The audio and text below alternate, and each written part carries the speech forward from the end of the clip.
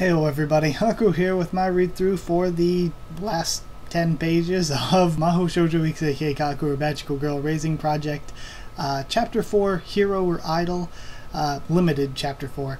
So, sorry if I feel like I'm really low in the camera.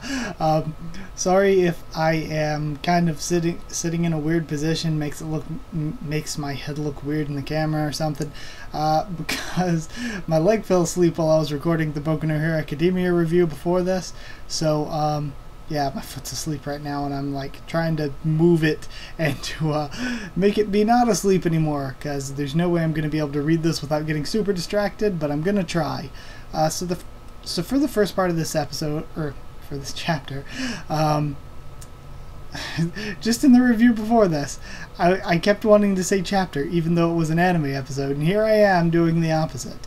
But yeah, for this chapter, I figured it was going to be kind of the groups that we got introduced to in the first three coming together, but so far, sorry, I'm having trouble remembering everything that happened in the first half, but what I definitely remember is, the meeting of the Toko group. So that group has had a meeting and they decided Wedden's their leader and all that. And Nozomi, we looked from her perspective for a while. So she's Kuru Kuru Hime is her magical girl name. And that's mostly what I remember. I think we also, yeah, I'm pretty sure we also looked in at Ripple's group for a little bit. But yeah, that's about all I remember. We haven't seen anybody meet up or anything hugely important happen yet. So we're starting from the rest of this. We're pretty much at the end of page 22, and we're starting from Captain Grace's perspective, to let you know where we are if you read along. But yeah, I don't know how all people watch these videos, because I know I listen to a lot of videos like this, or yeah. But I wonder, because some people have said to me that they just listen, some people watch, some people probably follow along and read. I've had people say that too. So, yeah, either way though, I like to give you exactly where we are so you can follow along if you need to, or if it helps you remember. But we're starting from Captain Grace's perspective, 10 pages left, probably won't take long. I don't have any tea to soothe my throat and keep my voice from dying like last time, because that worked really well actually in the first half of this. So, hopefully I don't lose my voice in these last 10 pages. But either way, Captain Grace, remaining time 18 hours 52 minutes. Captain Grace, or Umishihabara, had a secret base. The phrase of a secret base does sound like something a pirate would have, but in reality it didn't look like something a pirate would find themselves in.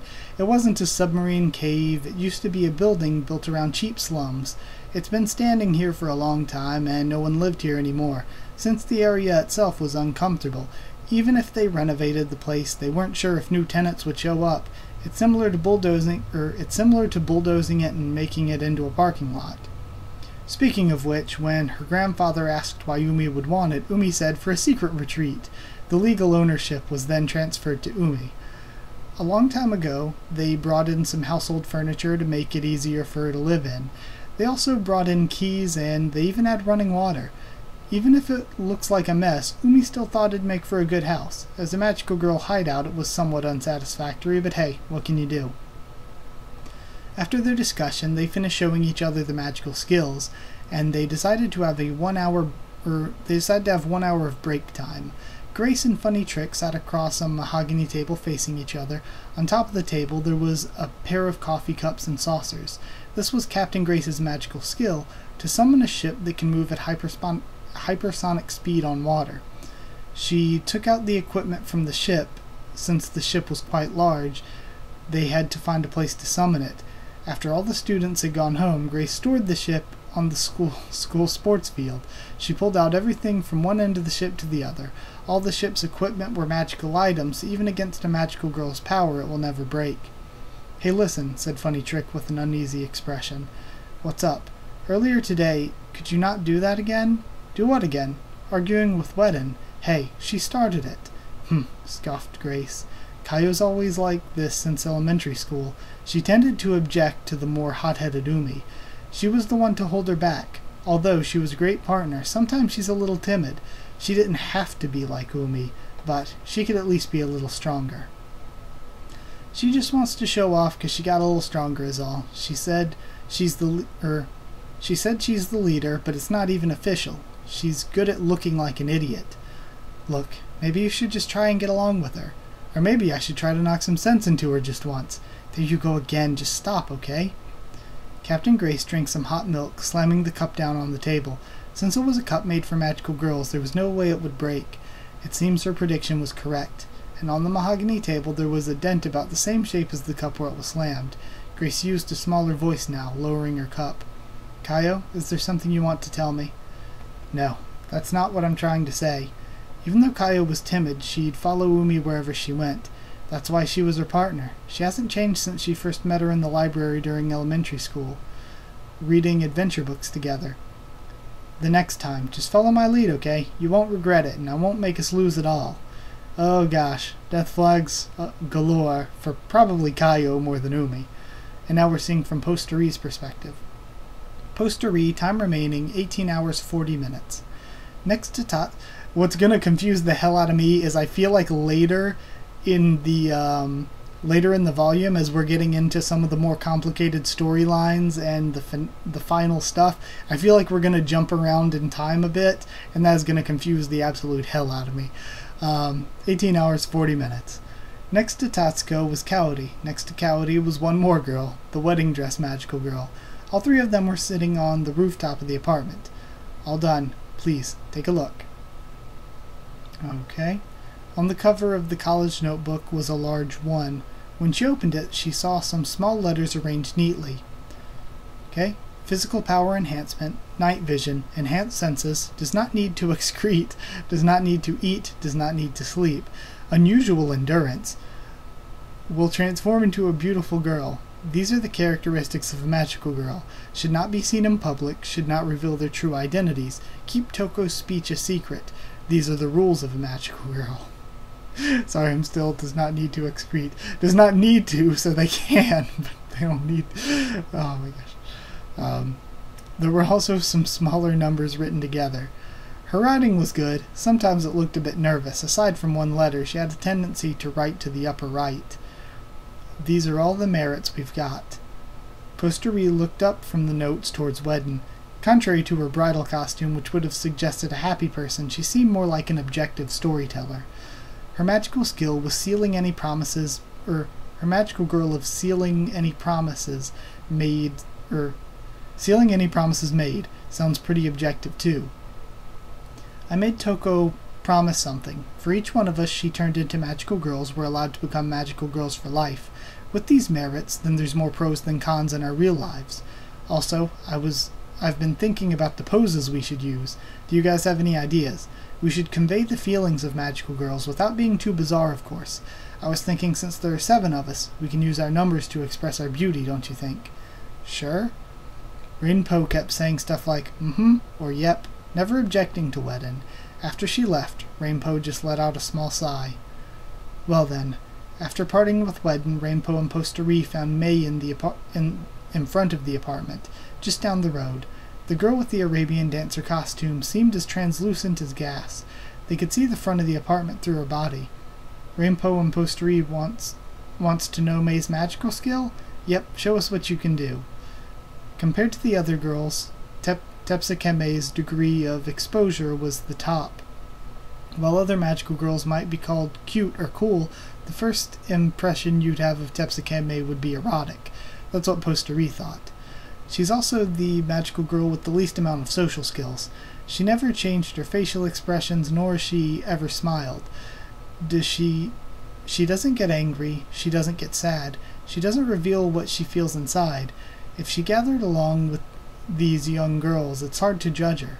Still, Tepsakeme was not sociable. She talks in third person, her attitude was casual. Even when something interesting happened, she seemed bored. Hold on, let me skim back over through that.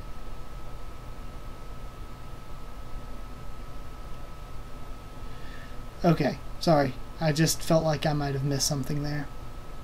These kinds of girls often stick out. Posteri knows it. She's had at least 10 years of painful experience with it.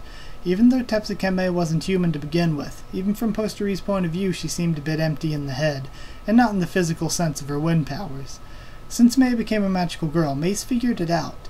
The wind blew. Tepsakeme's figure began to shake. Mei is Mei, but Mei's body is not Mei's body, but Mei is Mei. Posteri looked at Rainbow's expression. While she had a smile, Posteri was sure she was thinking the same thing she did. A big giant question mark. What do you mean exactly?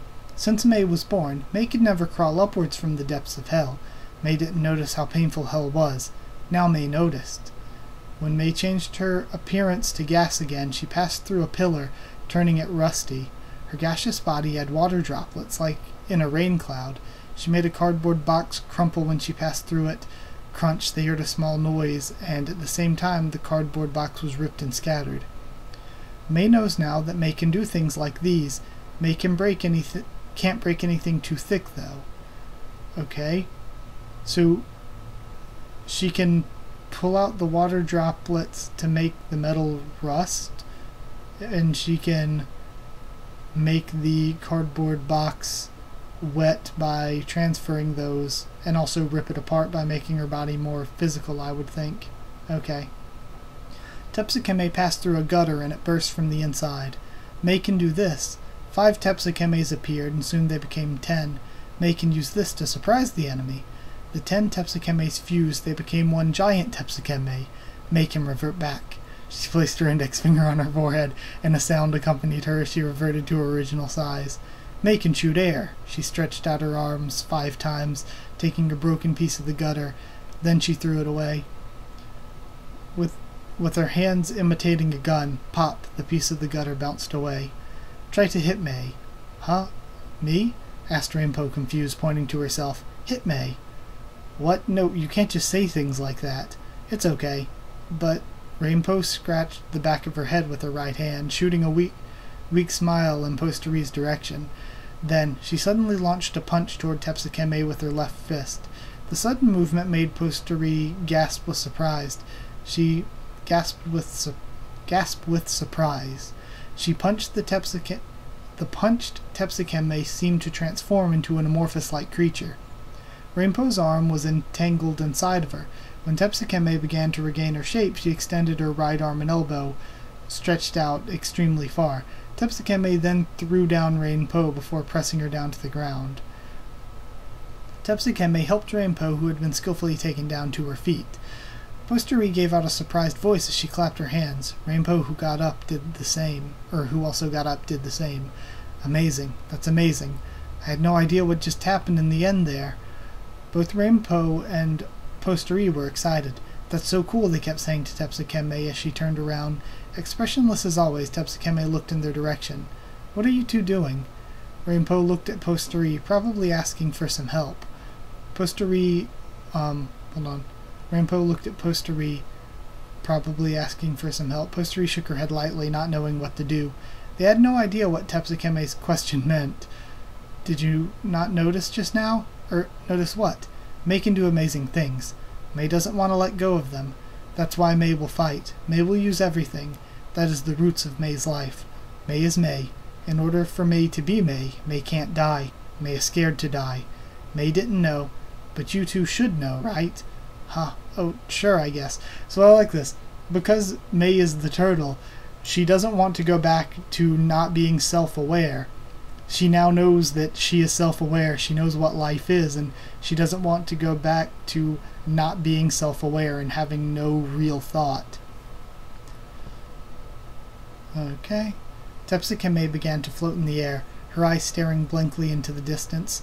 They didn't even seem to be focused in the first place. Even though she blinked and her eyes moved, it didn't feel like she was looking at anything. Her expressions and her eyes all looked artificial. Why is it difficult to think? She drifted in the air, becoming like the wind and drifting off into the mountains. Rainbow and Posteri couldn't seem to stop her as she passed them by. Indeed, there was a fundamental racial difference between the two of them, something Posteri didn't understand. Alright, now we have Wedden. Time remaining 18 hours 22 minutes. Her information gathering was at a satisfactory level. She thought it'd be good to continue on. Wedden put down her pen. She reread her notes. This information should be useful for cooperating in battles. The problem was sharing the information. Kurukuru Hime, originally your teacher, easily remembered it. Rainbow also quickly understood. Posteri did as well, since she followed her around all the time. The problem was the remaining three. Captain Grace doesn't like to think of details. Funny Trick was always together with her, making it impossible to talk with her alone. Finally, Tepsukeme may listen, but it'd be hard for her to understand. Funny Trick's magical skill is to exchange two hidden objects. Captain Grace's magical skill is a ship that travels at hypersonic speed. When it comes to Grace's ship, she usually uses the furniture inside rather than the ship itself, at least when it comes to the ground. Understood. Well, what about your magical skill? To eat the air. That's a little different. Let's try again. What's Funny Trick's magical skill? Who's Funny Trick? Okay, one more time from the beginning. Her intelligence level would be called idiotic by people who wanted to insult her. Monkey brain, so to speak. However, even when compared to a monkey, Tepsukeme couldn't reach its level before she transformed. She had an uncrossable barrier. It's not that she doesn't want to remember. For now it seems like she just couldn't remember.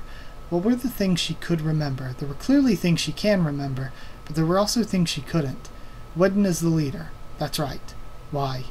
It was decided based on democracy, but Wedden is weak. Even if you think that, you shouldn't speak it out loud. Speaking of which, how come you can't remember anyone else, but you remember my name perfectly fine? Because you are Wedden.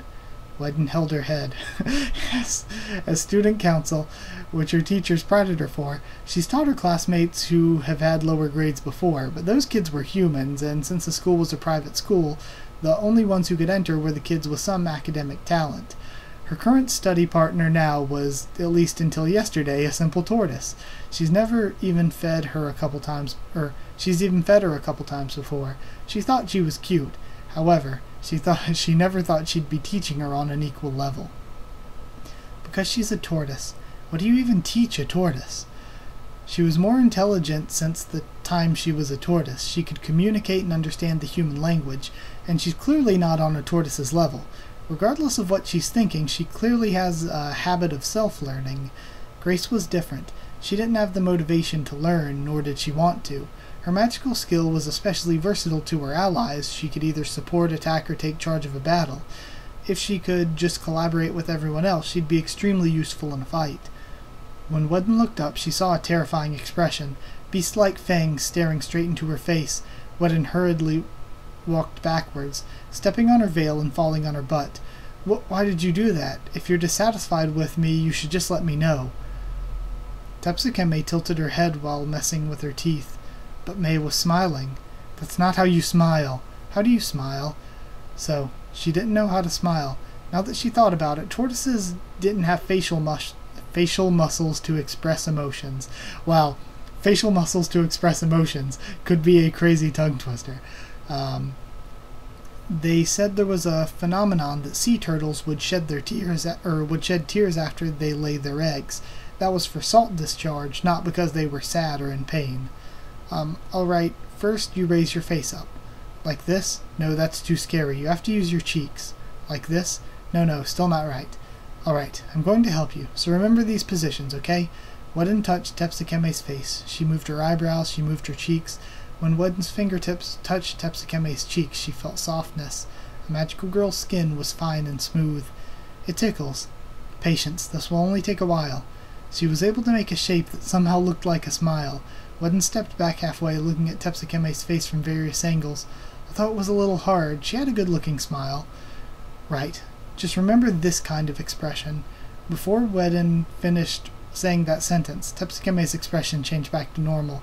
Tepsukeme looked up at the sky. They're here, she muttered. Then she disappeared. At the same time, thump, someone else landed on the rooftop of the apartment. She had a katana, hand sleeves, and one of her eyes was slashed out with a big scar. Her hair was decorated with a giant shuriken, and she had a matching costume. She looked like someone you would call a ninja. So, now we're left to wonder, will the investigators accidentally take out the wrong people, or will they actually hear what they have to say, or will the Toko group hear what the investigators have to say but believe Toko instead? So now we get into the confusing stuff. I hope Wedden doesn't die first though, because I think Wedden's like my favorite. I like May a lot though after this second half here. I like Wedden, I like May, I like Posteri. They're probably all gonna die. Wedden has a decent chance of survival though, I guess. Posteri maybe, but I doubt it. May highly doubt it, but I like them. So yeah, guess we'll see how things go. Who else do I like? I like Top Pop, but again, Top Pop I feel very much is going to die. Pukin is hilarious, but I don't like her at a level that I think she's a bad person, and I think she's going to kill people that I like. And Sonya Bean is probably kind of the same, but I find Pukin hilarious, and I like her, and I really like Sonya Bean's design. Think she's cute. Yeah, any from that other group? Nanako-san's alright, I guess. Mana, I like Mana a lot. So yeah, either way though, guess that's it for this time around, and Tuesday, hopefully, don't know how far behind I'll be on things, but Tuesday, hopefully, I will be able to do part 1 of Chapter 5.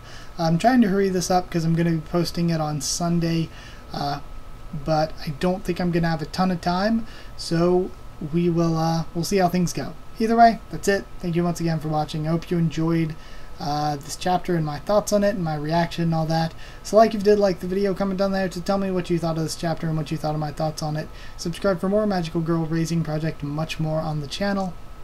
Follow on Twitter if you want. I can try to talk to you there or keep you updated there and stuff for the channel. If you want a link to our Discord server to talk to me or more of us there, just ask and I'll give you a link to that. So that's it. Thank you once again for watching, and I'll see you all next time.